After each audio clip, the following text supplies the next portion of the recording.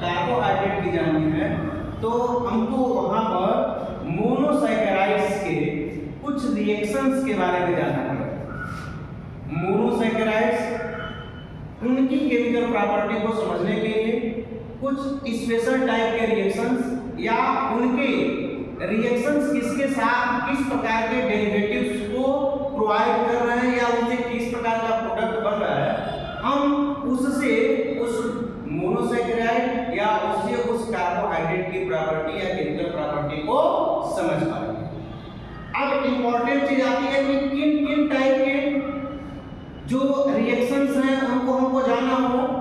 तो सबसे इंपॉर्टेंट चीज अगर मान लीजिए जैसे मोनोसैकेराइड्स को जानना है कि इसकी केमिकल प्रॉपर्टीज क्या है, तो इसकी एक रिएक्शन जिसको हम कहते हैं ऑक्सीडेशन। क्या कहते हैं? ऑक्सीडेशन। अब ऑक्सीडेशन क्या है? तो ऑक्सीडेशन एक ऐसा रिएक्शन है जिसमें ऑक्सीजन गेन होता है, जिसमें हाइड्रोजन या जिसको हम कह सकते हैं इलेक्ट्रॉन, हाइड्रोजन या इलेक्ट्रॉन वह लॉस होता है। ठीक है, तो ऐसे कंडीशन में अगर हम मोनोसैकेराइड्स का ऑक्सीडेशन की बात करेंगे तो यहां पर हम कह सकते हैं कि इन प्रेजेंस ऑफ, यानी कि किसी भी mild oxidising agent, in presence of mild oxidising agent. ठीक है, अब वो माइल्ड ऑक्सीडाइजिंग एजेंट क्या हो सकता है? तो हम लोग एक एग्जांपल भी ले सकते हैं, सच एज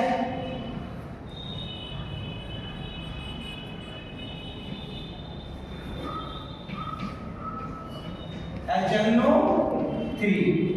ठीक है, या अगर एक माइल्ड ऑक्सीडाइजिंग एजेंट के रूप में काम करे तो ऐसे कंडीशन में किसी भी मोनोसैकेराइड से कौन सा प्रोडक्ट मिल सकता है।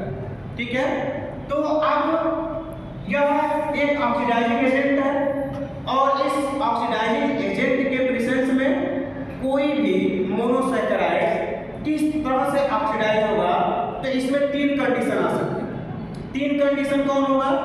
सबसे पहला चीज कि अगर कहें if only aldehyde, if only aldehyde group of monosaccharide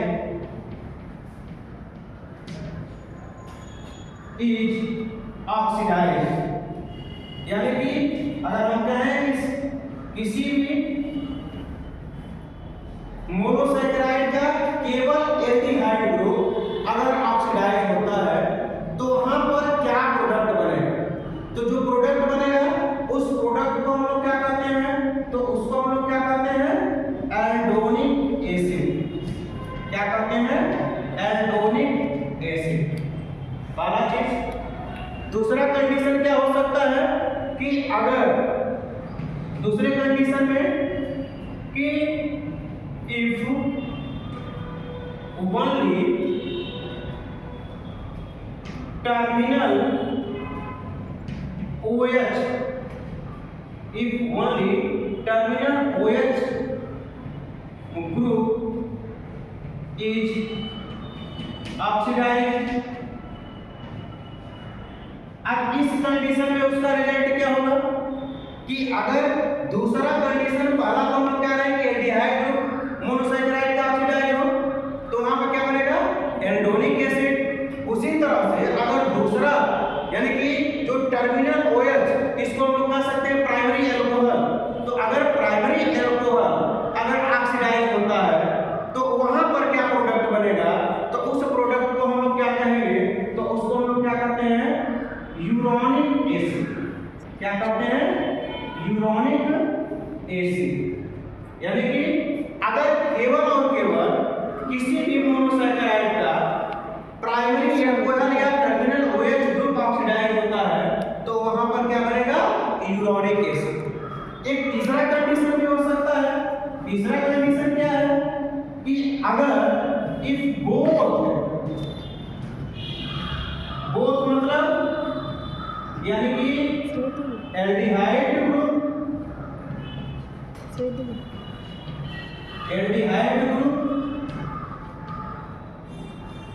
plus primary alcohol oxidise, यानी कि अगर दोनों ग्रुप ऑक्सीडाइज हो तो ऐसी कंडीशन में जो प्रोडक्ट बनता है उसको हम लोग क्या कहेंगे, उसको हम लोग कहते हैं एल्डरिक एसिड।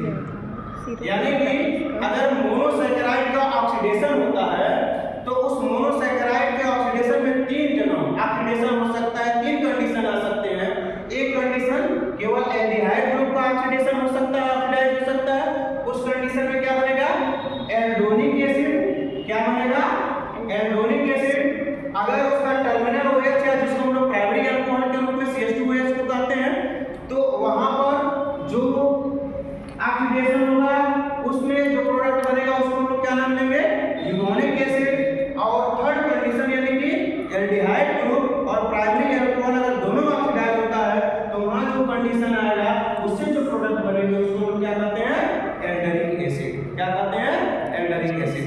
अब बात अगर हम किसी एक एग्जांपल का लेके चले तो सबसे इंपॉर्टेंट चीज एग्जांपल हम ग्लूकोज को लेके चलते हैं।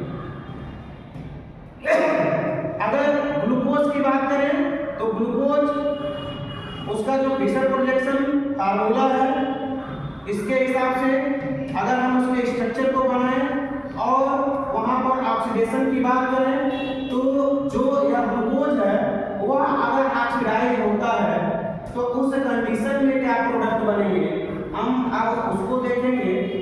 तो यहाँ पर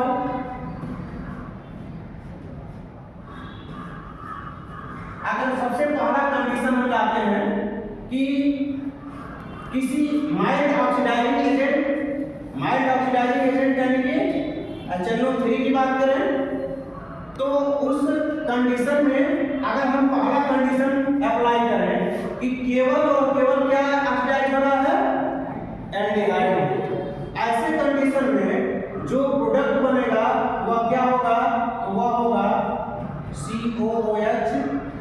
बाकी यहाँ पर चाहे तो साइड चेन भी लिख सकते हैं, R भी लिख सकते हैं, या हम पूरी तरह से उस स्ट्रक्चर को भी लिख सकते हैं।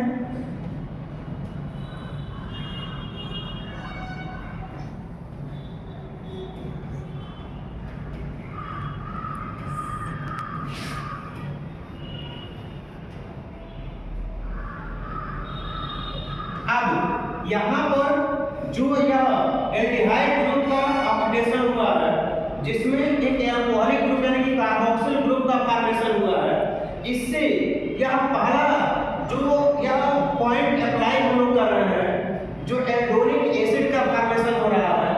अब इस चूंकि ग्लूकोज का वह एल्डोनिक एसिड है तो यहाँ पर जो नाम हम लोग देंगे उसको हम लोग क्या कहेंगे, तो उसको हम लोग कहते हैं ग्लूकोनिक एसिड। क्या कहते हैं, ग्लूकोनिक एसिड। पहला चीज यह ग्लूकोनिक एसिड। अब देखिए अगर इसी में हम दूसरा कंडीशन अप्लाई करते हैं, पहले कंडीशन में एल्डोनिक एसिड का है, अगर ग्लूकोज के रूप में देखा जाए तो ग्लूकोज के ऑक्सीडेशन में जो एल्डोनिक एसिड के रूप में बना हुआ क्या बना, ग्लूकोनिक एसिड बना। लेकिन अब इसी ग्लूकोज का अगर हम दूसरा कंडीशन अप्लाई करते हैं और उस दूसरे कंडीशन में हम ऑक्सीडेशन की बात करें तो यहाँ पर हम टर्मिनल OH के ऑक्सीडेशन की बात करते हैं। इसकी बात करते हैं टर्मिनल OH।